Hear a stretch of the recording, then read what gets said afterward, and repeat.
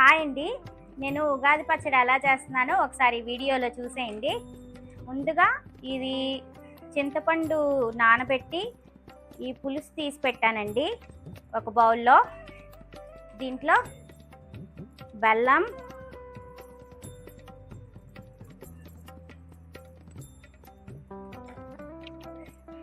మామిడికాయ సన్న ముక్కలుగా కోసుకొని ఇందులో వేసుకోవాలండి. నెక్స్ట్ ఇది కల్లుప్పు అంటారు కదా, రాక్ సాల్ట్ ప్లస్ మిరియాలు, ఇవి రెండు కలిపి నూరి ఇవి ఇందులో మిక్స్ చేయాలి.